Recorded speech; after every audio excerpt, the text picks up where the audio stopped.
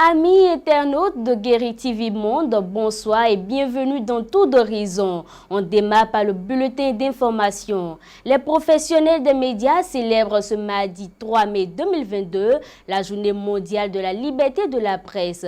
Journalisme sous l'emprise du numérique, c'est le thème de réflexion de cette année. À l'occasion donc de cette journée, nous avons interrogé quelques journalistes béninois sur la question de la liberté de la presse au Bénin. Reportage.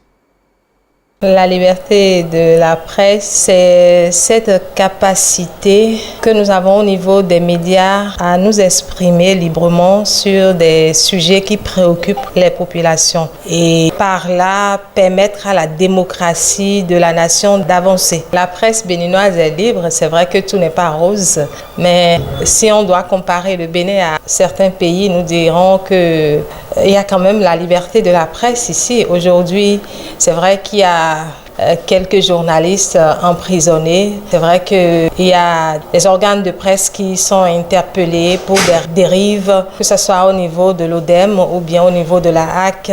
Mais cela n'empêche pas de dire que nous avons quand même une certaine liberté, puisque si vous voyez, aujourd'hui, il y a une flopée de médias au Bénin. Aujourd'hui, que ce soit des médias en ligne ou que ce soit des médias conventionnels. La liberté d'expression existe, mais c'est le professionnalisme peut-être qui déserte le forum. Parce que même si le pouvoir, même si vous avez des partenaires qui vous aident, cela ne vous oblige pas à faire rien que de la communication. Avec le classement de Reporters sans frontières, vous avez vu sur 2 années consécutives, par exemple, en 2020, on était à la 113e place. En 2021, on s'est retrouvé à 114e sur près de 180 pays. Donc, quelque part, ce n'est pas parce que les médias ne parlent pas, c'est pas parce que les journalistes n'exposent pas les problèmes, mais c'est la façon dont on expose les problèmes, c'est la façon dont on traite les problèmes qui fait que la presse aujourd'hui recule. En fait, on fait beaucoup plus de la communication que du traitement de l'information. C'est malheureusement ce que nous voyons et tout ça là, c'est la misère qui amène les journalistes dans ce que je vais peut-être appeler dérive. Parler de la liberté de presse au Bénin aujourd'hui, c'est nul. Le Bénin n'est pas libre aujourd'hui en matière de liberté de presse, comme également dans d'autres domaines. Aujourd'hui, ce n'est pas une question de pédième, c'est une question d'affirmation de soi. La presse doit s'affirmer et montrer aux uns ou aux autres que c'est le 4e pouvoir et quand on a un pouvoir, on l'exerce. Normalement, c'est une date à laquelle, normalement, les professionnels des médias que nous sommes, nous devons nous réunir, réfléchir sur les différents mots qui minent notre profession. Parce que aujourd'hui, quand vous prenez la presse, que ce soit au Bénin ou dans le monde, elle est menacée. Et ça fait que les initiateurs de cette journée ont jugé bon quand même de définir cette date-là afin de permettre aux acteurs de réfléchir, de penser à leurs problèmes et de trouver des solutions. Les réseaux sociaux, effectivement, ont pris d'assaut la profession. Et ça fait qu'on ne sait plus aujourd'hui qui est journaliste. Mais quand vous faites attention, vous verrez également que ceux qui ont été vraiment formés font la différence. Mais ce qui rend beaucoup plus difficile, c'est que le consommateur de cette information, lui, n'arrive pas à faire la différence entre ce qui est vrai et ce qui est faux. Et c'est là où le danger se présente, c'est là où le métier de journaliste est un peu mis en danger. Donc je pense que qu'en soit la situation, le journaliste doit pouvoir rester collé au code de déontologie et également à sa pratique. Les journalistes le font. On ne peut pas dire que la presse n'est pas menacée. Elle est menacée par ces réseaux sociaux. Certes, ceux qui sont formés continuent toujours de faire. Mais il y a certains également, du domaine également, qui n'arrivent pas toujours à faire la différence et à donner la vraie information, tout simplement parce qu'il y a ce qu'on appelle manque de formation. C'est pourquoi moi j'interpelle les autorités. J'interpelle également nos différentes rédactions d'organiser des séances de formation à l'endroit de ces professionnels des médias. Et aussi, les professionnels des médias, eux aussi, peuvent décider de se faire former. Oui, tout de suite, quand vous prenez effectivement les classements, vous verrez que le Bénin a reculé. Et c'est normal qu'on dise que la presse n'est pas totalement libre au Bénin. Aujourd'hui, il y a les 4 de la presse qui sont périmés. Mais et pourtant, l'autorité en charge de délivrer ces 4 professionnels ne dit absolument rien. Ça montre l'état actuel de notre profession. Il y a cette question de pédième aujourd'hui. Pourquoi? C'est parce que les journalistes ne sont pas dans les conditions qu'il faut. Un journaliste qui réfléchit, qui casse sa tête avant de venir à la rédaction. Vous voulez qu'il fasse comment? Vous voulez qu'il vive comment? Donc je pense qu'aujourd'hui, il faut travailler sur les conditions de travail et de vie des journalistes. C'est très important, sans quoi la liberté au Bénin serait complètement à terre. Les fidèles musulmans de la commune d'Adjara, comme tous les autres musulmans du monde, ont célébré la fête du Ramadan ce lundi 2 mai 2022. Regroupés à la place Idi pour la prière de l'Aïd el-Fitr, en présence du CA central, Justin Gbadowezou, ses disciples de Mahomet ont prié pour le président de la République. Reportage. C'est avec la prière de remerciement et d'action de grâce que les fidèles musulmans de la commune d'Adjara ont lancé les manifestations de la fête du Ramadan à la place Idi de la dite commune.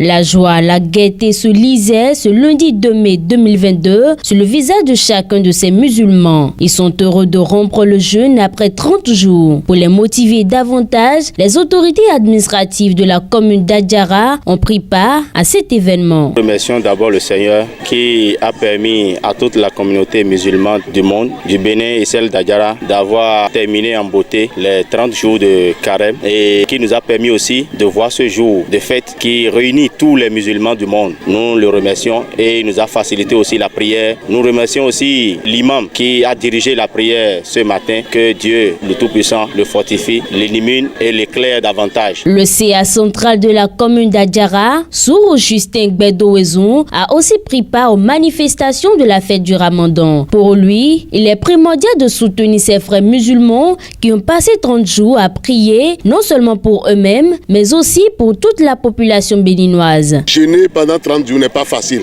Donc on les félicite. Nous sommes venus les soutenir, partager la joie de cette fête avec eux. En tant qu'autorité de la localité, il est bon que nous soyons à leur côté pour cette fête. Vraiment, nous remercions l'Éternel.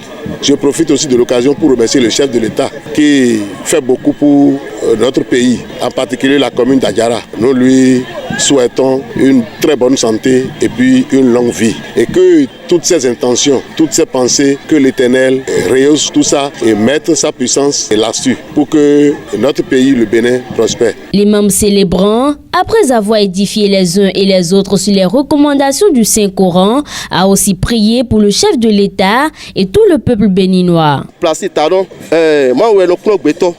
Je prie Dieu pour qu'il guide notre président Patrice Talon dans sa gouvernance, afin qu'il travaille davantage pour la satisfaction de tous les Béninois. Je prie aussi pour tous les fils et filles du Bénin.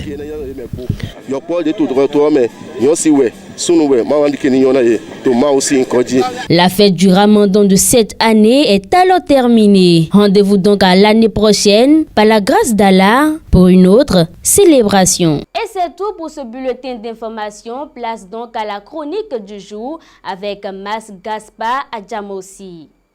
Attaque djihadiste mortelle dans le nord Bénin. À quand la grande riposte? Le Bénin est depuis quelque temps durement frappé par des attaques terroristes. Ces attaques occasionnent malheureusement le plus souvent de lourdes pertes du côté du Bénin, notamment parmi les éléments des forces de défense et de sécurité. Apparemment, peu à peu, les djihadistes sont en train de s'installer dans le nord du Bénin, ce qui inquiète et fait froid dans le dos. Surtout lorsque l'on sait ce que ces terroristes ont fait de certaines régions de pays limitrophes ou de la sous-région, comme le Burkina Faso, le Mali, le Niger, le Nigeria et j'en passe. Dans une réflexion précédente, nous avions essayé de montrer que notre pays n'a pas fait preuve d'anticipation par rapport à ce phénomène, car la menace terroriste était là depuis bien longtemps et à nos portes. Pourquoi l'avoir banalisé et ne pas s'être véritablement préparé à l'affronter comme cela se doit? Du moins, c'est l'impression qui se dégage actuellement de la situation que nous vivons par rapport aux attaques terroristes à nos frontières. De menaces lointaines, nous en sommes arrivés à des menaces plus ou moins proches, puis finalement à des attaques et à des attaques. Même si nous n'avons pas pris l'ampleur ou l'importance de la menace, pourquoi avons-nous aujourd'hui l'impression que la riposte, la grande riposte auquel on aurait dû s'attendre également de nos forces de défense et de sécurité, met du temps à venir? Combien de morts devrons-nous déplorer avant que la riposte appropriée soit opposée aux ennemis de la paix et de la sécurité qui menacent la quiétude des paisibles populations béninoises? C'est vrai que lors du Conseil des ministres extraordinaire du 10 février février dernier, exclusivement réservé à ce sujet, le gouvernement avait annoncé un certain nombre de mesures dont l'achat et la réception d'équipements de pointe pouvant permettre de combattre efficacement ce phénomène. La mise à disposition par l'État d'importants moyens pour le recrutement et la formation de personnels militaires et policiers. Mais il tarde à certains Béninois de voir se concrétiser très rapidement ces mesures pour dissuader définitivement les terroristes. Surtout que ces derniers ne semblent pas se reposer et ne donnent aucun répit aux forces de sécurité et de défense en multipliant les entreprises meurtrières, surtout aux frontières nord de notre pays. Le phénomène étant sous-régional, voire régional, la solution aussi est à rechercher vers une collaboration régionale, sous-régionale, une mutualisation des forces et une stratégie commune. L'autre question qui mérite certainement d'être posée est l'état de la collaboration entre les populations des régions concernées et les forces de défense et de sécurité. Une bonne et une très bonne collaboration pourrait certainement être d'une certaine utilité. Nous le rappelons une fois encore, le temps est l'allié de ces ennemis de la paix et plus le temps s'égrène, plus ils s'installeront durablement sur notre sol et plus ils se sentiront et se comporteront comme en territoire conquis. Et donc,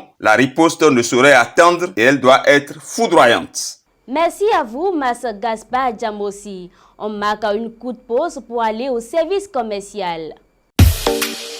Envie de diffuser vos spots publicitaires pour impacter plus vos cibles. Chers annonceurs, votre télévision en ligne Guérite TV Monde vous propose des espaces sur ses meilleures émissions, à savoir Au téléphone, Tour d'horizon, Ça parle femme, la vraie version. Pour plus d'informations, contactez le service commercial au 00229 91 19 10 10. Guérite TV Monde, le leader de Web TV. Du retour du service commercial, on enchaîne directement avec le forum de discussion. Amon Chalogou, bonsoir. Oui, bonsoir, Evelyne Dosso.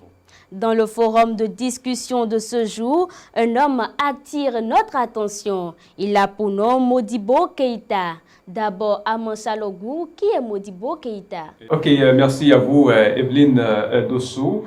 C'est votre premier plateau avec vous et c'est un plaisir. Vous savez, Modibo Keïta, c'est un Nigérian. C'est un opérateur économique qui vit au Bénin depuis plus d'une trentaine d'années. L'homme est le fondateur d'un complexe scolaire privé éponyme, un complexe scolaire privé qui porte son nom. Et il faut aussi dire que Modibo Keïta s'illustre dans le domaine immobilier. L'homme est dans la location des chambres et c'est un monsieur aussi qui est dans le transit. Bref, Modibo Keïta, c'est un opérateur économique hors pair, Evelyne Dosso. À l'occasion de la fête du travail, ce monsieur a communié avec les écoliers et le personnel de l'établissement dont il est fondateur, Amon Chalogou. Oui, Evelyne Dosso, vous savez, le 1er mai dernier, Modibo Keïta a voulu le marquer d'une pierre d'édifice. Ainsi, pour la première fois, l'homme a organisé à l'intention des écoliers et du personnel de l'établissement dont il est le promoteur une sorte de réjouissance. Les enfants étaient venus nombreux avec leurs parents et le personnel aussi était présent et le fondateur a communié avec eux. Et à cette occasion, il faut aussi dire que Modibo Keïta a profité pour souhaiter un joyeux anniversaire au chef de l'État béninois, le président Mathieu Kérékou, le président Patrice Talon. Vous savez, Evelyne Dosso, le président Patrice Talon fête son anniversaire le 1er mai qui coïncide donc avec la fête du travail. Alors, c'est de manière exceptionnelle que le personnel et les écoliers de l'établissement Modibo Keïta ont souhaité un joyeux anniversaire au chef de l'État. Je crois que Guérite TV Monde était allé même couvrir l'événement. Vous avez certainement vu les images. Eh bien, Modibo Keïta, c'est un monsieur vraiment qui œuvre beaucoup dans le social. Lorsqu'on parle du hautement social, si le hautement social a un nom, je peux me permettre de dire, Evelyne, que c'est Modibo Keïta. Pourquoi je le dis? Vous savez, Modibo Keïta a créé son école il y a 6 ans environ.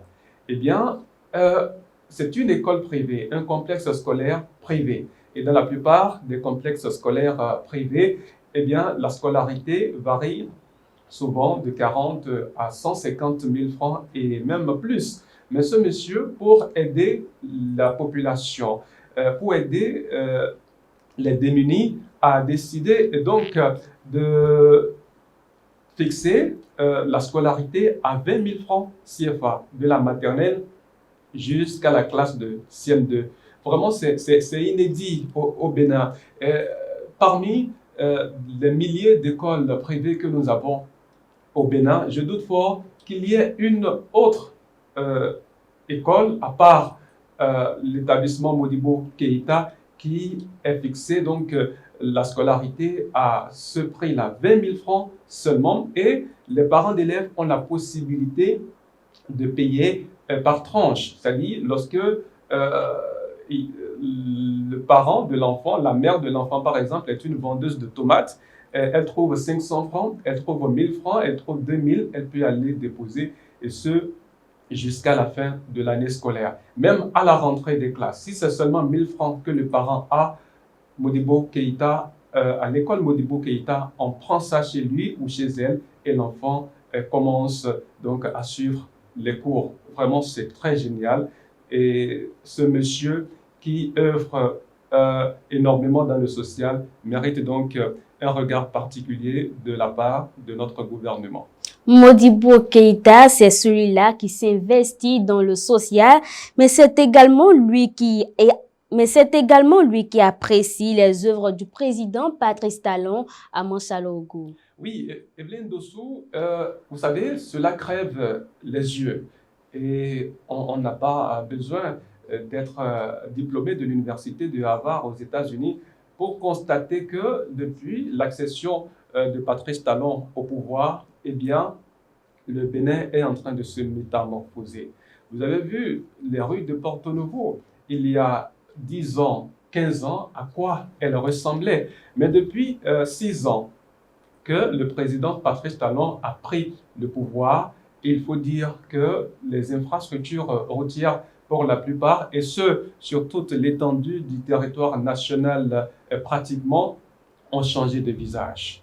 Le Bénin a changé de visage. Et face à ces belles réalisations du chef de l'État, il faut dire que beaucoup ne sont pas restés indifférents. Et ce ressortissant nigérian vivant au Bénin n'a pu résister non plus au charme qu'offre la plupart des rues de Porto Novo. Parce que quelqu'un qui a fait 32 ans, s'il vous plaît, à Porto Novo, et qui sait, par exemple, que il y a peut-être 2 décennies, la voie qui quitte Louo pour El Fateh était dans un état piteux. Mais aujourd'hui, grâce à la réhabilitation de cette voie, grâce au bitumage de cette voie, il faut dire que la mobilité humaine est assurée. Les gens vont et viennent sans beaucoup de gêne, sans crainte, sans inquiétude.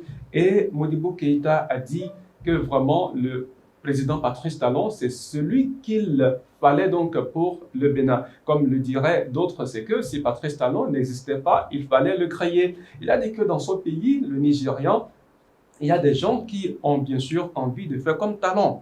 Il y a des gens qui ont la volonté de poser des actes, de mener des actions comme le président Patrice Talon, mais la population ne laisse pas faire. C'est-à-dire, quand un développeur vient à la tête du pays, on essaie de lui mettre le bâton dans les roues, et paf, il y a des crèves par-ci, des crèves par-là, ce qui fait que, au bout de quelques années, celui-là est déchu. Il a dit que son modèle parmi les présidents de la République au Nigeria, c'est Olusegun Obasanjo. Il apprécie aussi d'autres présidents comme Goodluck Jonathan. Et il dit que si c'était possible, il allait demander même à Patrice Talon d'aller déposer, pourquoi pas, sa candidature au Nigeria pour être président du Nigeria. C'est-à-dire que si Patrice Talon avait la nationalité nigériane, il lui aurait demandé, il l'aurait prié donc d'aller déposer sa candidature au Nigeria. Il a dit qu'il faut quelqu'un comme Patrice Talon pour, à la tête du Nigeria. Evelyne Dossou, c'est pour vous dire quoi? Un nom béninois, si on peut se permettre de le dire ainsi, qui est très admiratif des réalisations de Patrice Talon. Je pense que c'est une fierté pour le Bénin, c'est de fières chandelles pour le gouvernement en place. Et je le dis et je le répète, ce monsieur mérite vraiment une attention exceptionnelle de la part du gouvernement et pourquoi pas du président de la République. Il mérite une attention particulière à Monsalogou. Votre mot de fin. Oui, merci Evelyne Dossou. Modibo Keïta, c'est un homme atypique, c'est un homme vraiment exceptionnel. Nous l'encourageons donc à continuer ainsi. Vous savez, si on avait peut-être 100 Modibo Keïta au Bénin, sans vous mentir, Evelyne Dossou, nous aurons déjà atteint un niveau de développement sans précédent. Modibo Keïta s'investit dans le social et nous invitons donc d'autres opérateurs économiques des ressortissants des autres pays au Bénin à lui emboîter le pas afin de contribuer donc à bâtir la nation béninoise. Merci à vous, Monsalogou. C'est moi. Et c'est tout pour le forum de discussion de ce jour. On marque encore une courte pause pour aller au service commercial.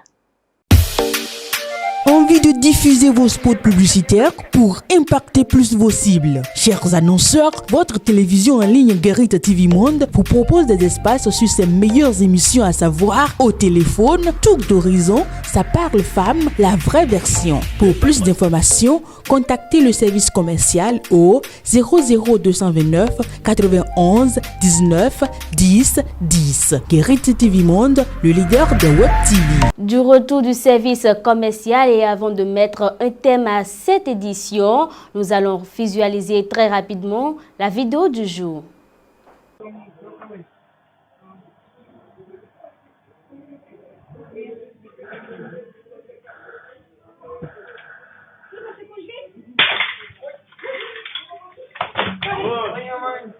Et c'est tout pour Tour d'horizon de ce jour, amis internautes de Guérite TV Monde. Merci de toujours prendre le rendez-vous. À bientôt.